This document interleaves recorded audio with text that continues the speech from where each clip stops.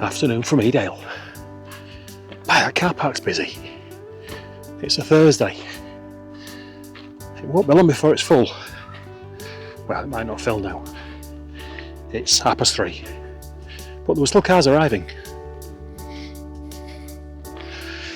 So we're just on the start of the Pennine Way, and we are going to have a look today, or on this camp, for 5 aircraft wrecks. And I've got a little bit of a story and a tale for each one. Now the first one is just coming into view, and we are going to climb up to it because we need to get onto the top. But when we get there, there is nothing to see. We'll tell you a little bit about it when we get there. People have had metal detectors on it and there's not even a tiny bolt left. We'll see when we get there.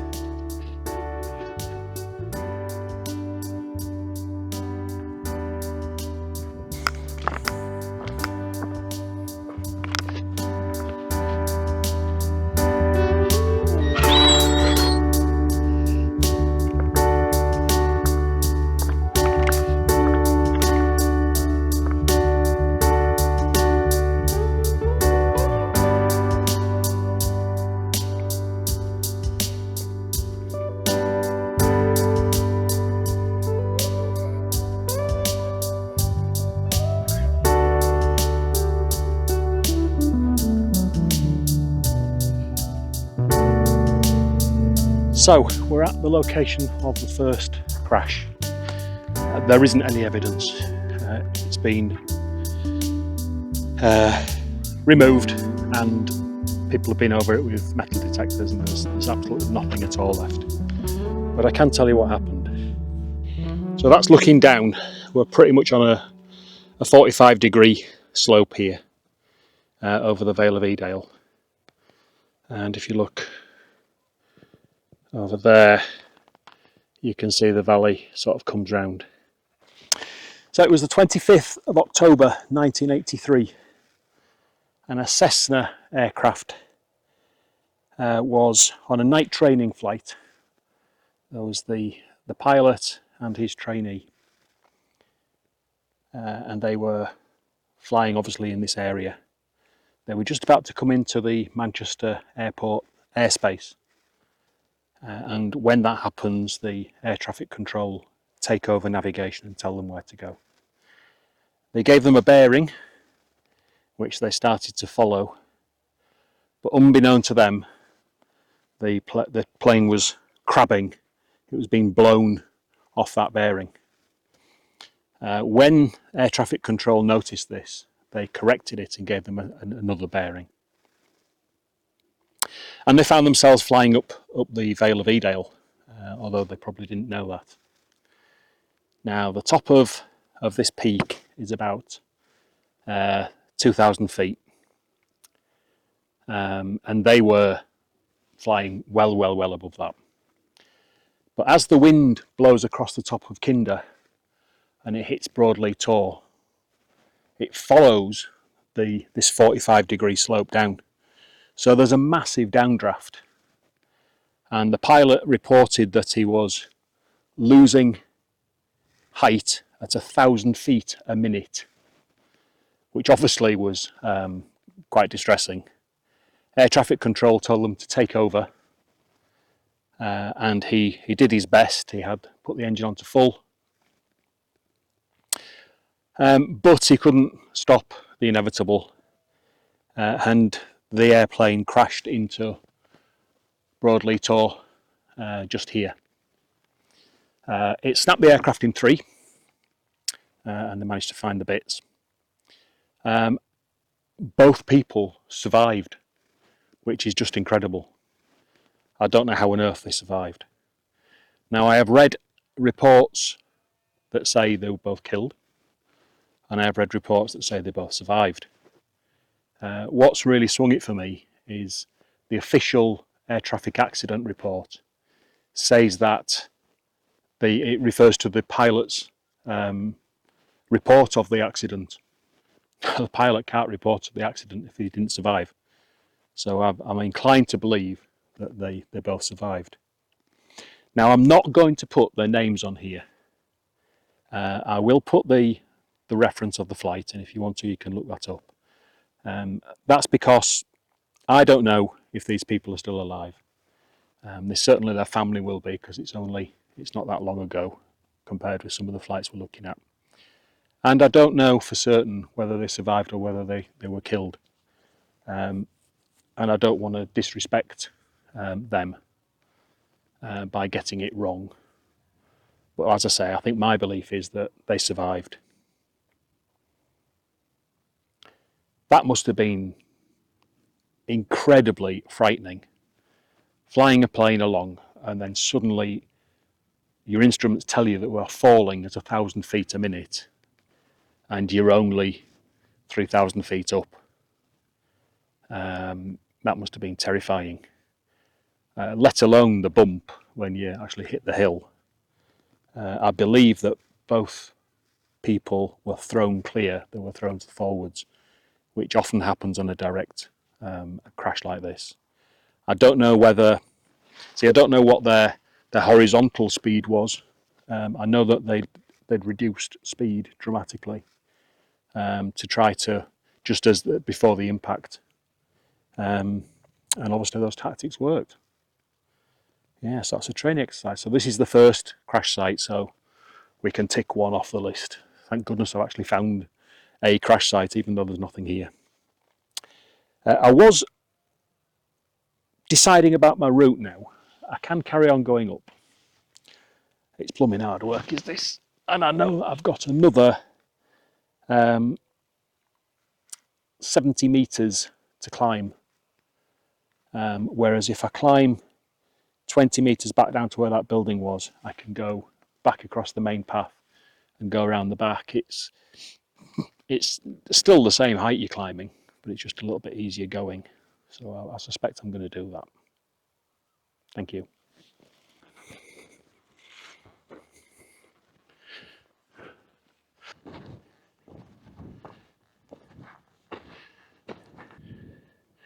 So this crash site has a bit more to offer.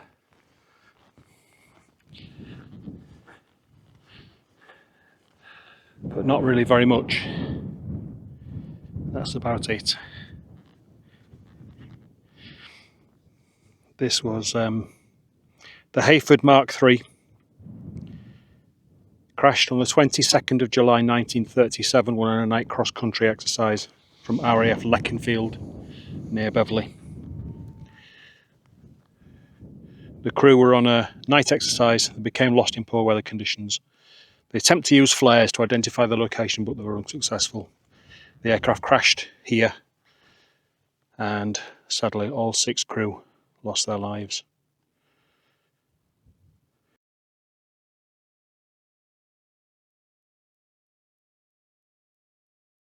Sunset is 8:15, so I've got an hour. I'm not going to find those 2 aircraft in that time, and I'm not going to get water. So I think the decision is, I've got some I've got a Snickers in my bag. I'm going to get some energy into me, and then I'm going to drive home. So we've just got to walk around this bit here.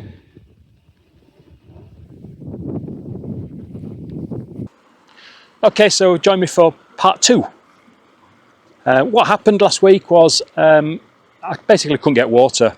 I planned on doing all 5 of the wrecks on this side on one trip. I was going to do 2 one night, 3 the next morning, but I couldn't get water. So it got to 7 o'clock and I made the decision, right, let's get off.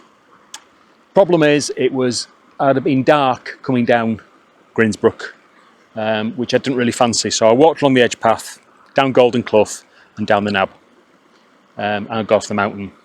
Come back today, coming straight up Grindsbrook. I'm going to go straight to the campsite, I think. See how I'm feeling then. I'm going to pick water up at the spring from the split up here, and then possibly find the aircraft tonight, if not tomorrow morning. You won't be able to see, but behind me is the Wellington bomber. It's right near the top. What I'm going to do is when I come back tomorrow morning, if I can, I'm going to fly my drone and see what I can see and see if it's possible to climb down to it. Apparently it's a fairly dangerous scramble, so I might just give it one a miss. So that's where we're at.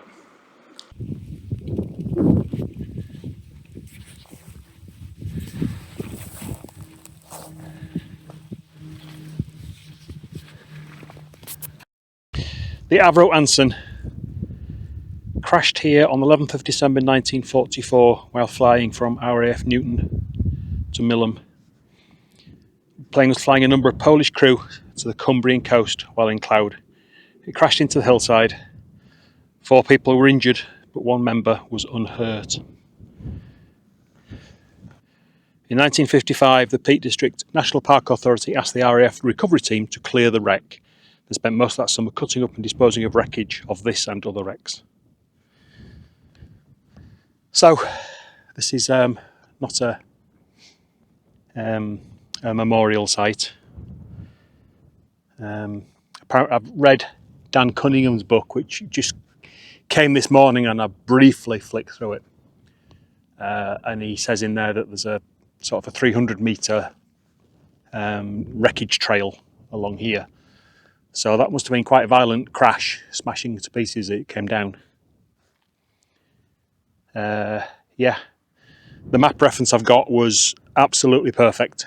And using Google Maps, I added saved a location on Google Maps and added a label, and that's been perfect, absolutely spot on. I've got a few photos. Yes, I'll probably not share the GPS coordinates because they're widely known. But if people want them, message me, and I'll freely let you have them. It's a blooming hard trek getting here. I've been a good half an hour, maybe longer, walking across open moor, up and down Grikes and peat. Yeah, but that's I'm going to count this as wreckage number 3.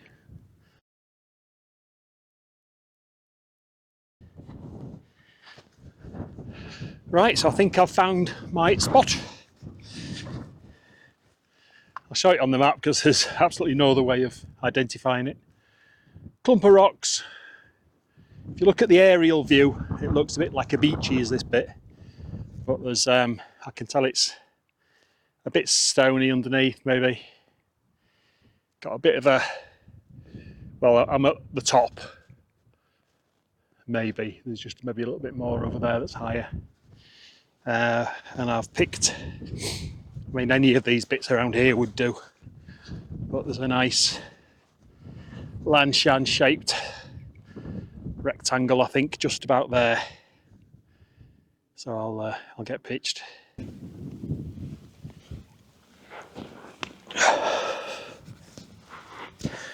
It is nice to have a chair. Always. Right. I have experimented with a bladder inside the bag. I'm not very impressed with this one, it's leaking, so it's going to go back. But I do like the system, so I'm going to continue with that. First one is boil some water, because I am famished. And I'm going to have a soup. And I'm going to have a cup of tea. So, changes to my cook set.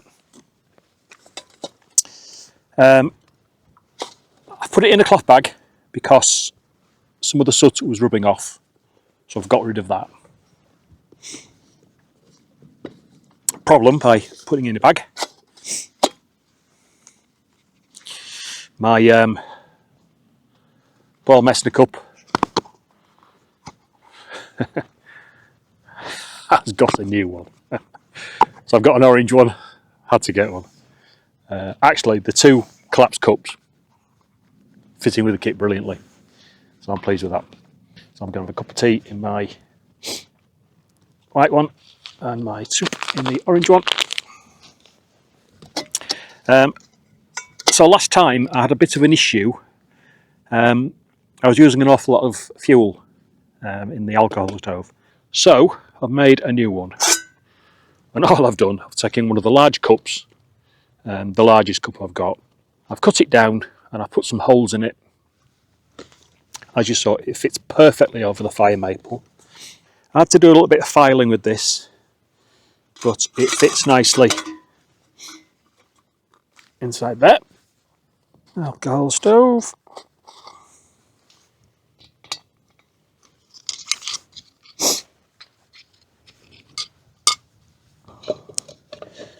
Get my spoon ready for stirring the soup, because it does need it.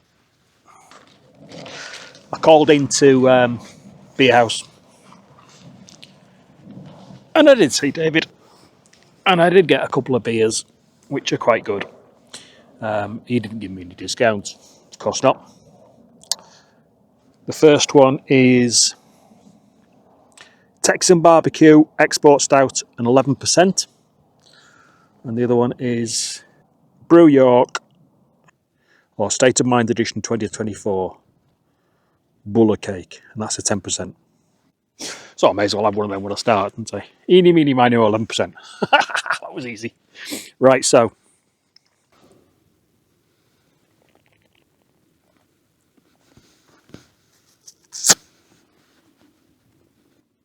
a little bit sweet, not too much.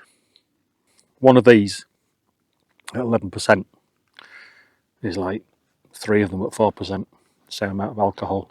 No, you know, I'm not coming up here to get drunk, but if I'm going to have a drink, then I'd like it to be a nice drink. And this is okay. This is nice. To be fair, if I go in a pub, my choice would be to get a strong stout. By gum, that's right, good beer. Steve, cheers. Steve and Kev and Michael are out somewhere. It was supposed to be a group camp over maybe 2 or 3 days, but with the water situation, it was iffy. Now they said, "Oh, we'll come later for you, Phil, because I can't get here till sort of dinner time-ish or late dinner time." And with all the mess around last week, and there's another reason as well, I said, "Look, I'm going to say no this time because I'm not sure if I'm going to get there, and it's unfair that you're rearranging your what you're doing for me. So I know they're up here somewhere. So cheers, lads, wherever you are."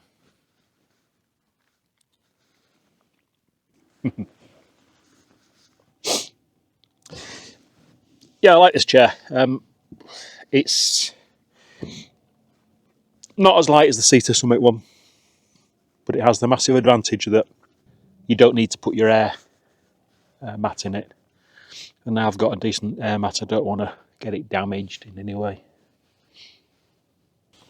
Oh, I've got something to show you as well. I've got a new phone,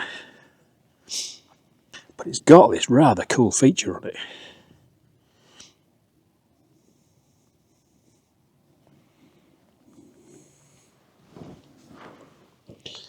Don't know if you can see that.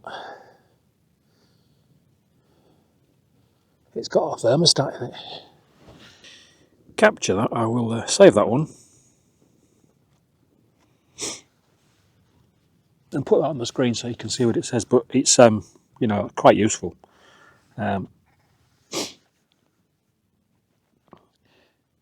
So it's telling me it's 10 degrees outside, which is probably about right.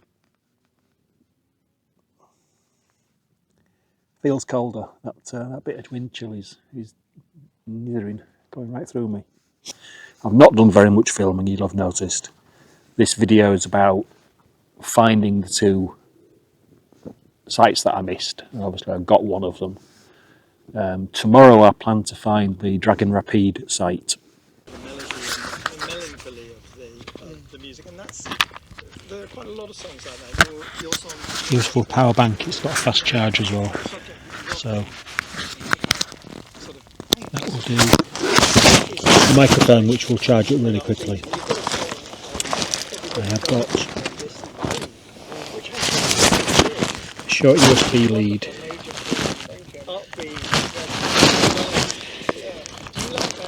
Which will charge my phone, which is on.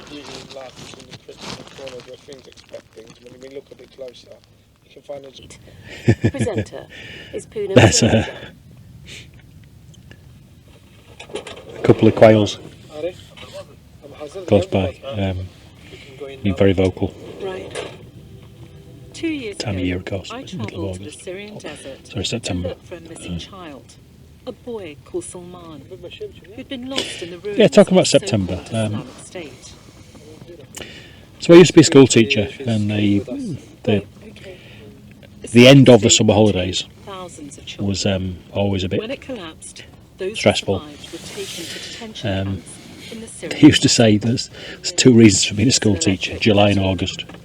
Gate guarding it. But the holiday time, the end of that big break, when you're going back to the new year and you've I've been got asked to look for to go in and someone make a like splash my and grandfather Ash, get everything right. a And Londoner whose son had if you're, run away to join IS. a subject leader or a curriculum coordinator, then you've got all your learning plans to get ready and your team to brief. Ash And knew his son was dead. so it's a big time going Hoped back. that his grandchild might And no matter how many years you've taught, you're always stressed at that time, and you always have the first day back. You know, by dinner time on the first day, it's like you've never been off. But I know I'm not alone in getting stressed. And I had recurring dreams which are common among teachers, which a couple of days before you go back, you dream that you are in a school that's initially unfamiliar and you can't find your way around, so you can't get to your lessons. Of course, it must be very much like a new student in the school, but you can't find where you are, and you're going against the flow of students, and eventually you get to your class and everybody's in already and they're all messing around and being silly, and you're not organised, you're not ready. And then the head teacher or someone of similar stature arrives into your lesson, you know, and you're like, what are you doing here? Oh no, just fine, just carry on. Of course, everything goes wrong and completely disorganised. And then you notice you've got no clothes on. And you've been teaching naked and nobody's mentioned it. You know, and you're thinking, oh my God, will anybody see that I've got no clothes on? And there must be some psychoanalysis you can do there somehow. Good morning. Great night's sleep. Did wake a couple of times. It was cold. Got my puffer jacket on. Should have gone with that first thing. But some really good chunks of sleep. So I've enjoyed that. It's cold this morning. I haven't opened up yet, but I can see it's cloudy all over. No sunrise. Didn't even try. I didn't even try. Not the sun didn't even try to come up. Yeah, just making a cuppa and having some porridge. Then I'm going to pack up and head off for the Rapide site. ensuring their safety and looking after them, and there has to be a cultural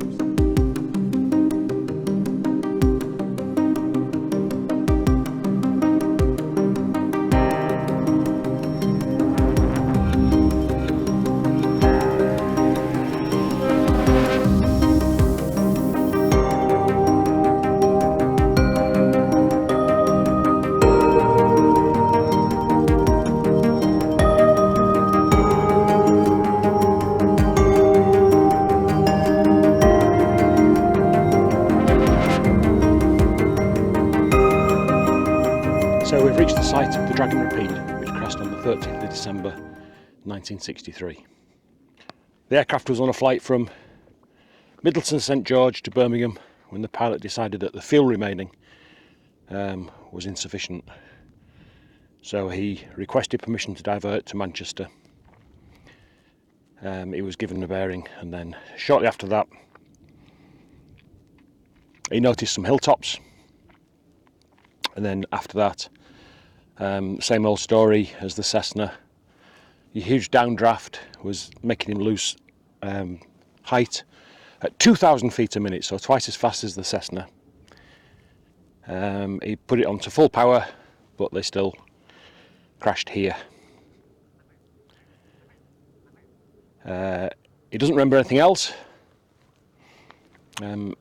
After lifting the nose up of the aircraft when he got close to the ground, next thing he remembers was being laid on the ground with the photographer at the side of him, and they were both alive. There were 5 people injured on the aircraft and 1 person completely injured, so no fatalities on this one, which is great. There isn't very much left, as you can see, just some bent, very crumpled up metalwork, some wood still going, so that's what, 60 years later, and the engine block, which has been pretty much stripped clean of all its important bits. I don't know whether there's any more buried around us, who knows. So that's wreck number 4, because I'm not counting the Wellington, because I'm going to try and do it again.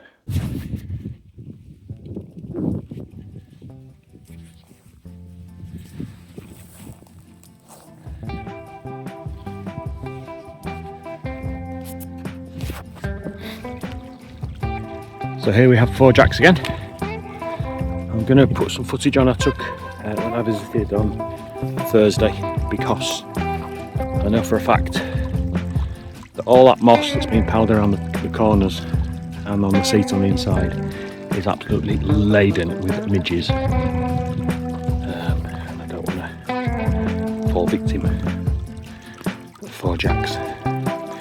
You can see the bit of rain we've had has had an effect on the stream, on the brook here. Pretty straightforward getting out now, following this path on the side. It's amazing when, because there's been a path one and there's a route for humans, water follows the same route, and quite a lot of the path's got like a little stream flowing on it already.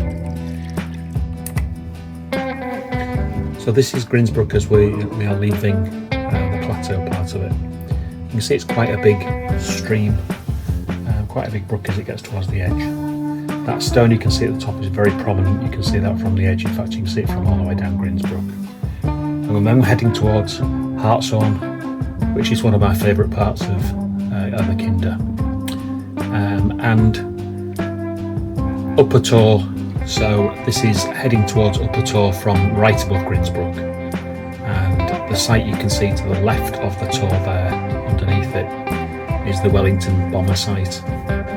So the reason I got the drone out here was because I didn't really want to climb down this very precarious bit here unless there was something to see. And I had the drone flying for a few minutes, scanning up and down, looking at the ground. Apparently there is a debris pool, but I certainly couldn't see it, and I had a really good look. And there's also a plaque on one of the stones above the debris pool. So I was looking very carefully at the rocks and at the ground and scanning up and down so I could see if I could see it. But no, I couldn't see it. And it wasn't until I played the footage back that I spotted something. Now I don't know if you can see anything on the floor around here, but look at the rocks carefully and see if you can see the plaque. So I was looking carefully at the plaques. I thought, well, it's going to be a flat piece of stone where the plaque is. I haven't seen any pictures of it. And when I saw this feature just coming into view just here, I thought, oh, that's a plaque, but it's not a plaque, is it? It's just a piece of embedded stone. But if you look carefully, just to the side of the plaque of the piece of embedded stone. There it is, there's the plaque. So this is indeed the site of the Wellington. So that's 5 wrecks we found.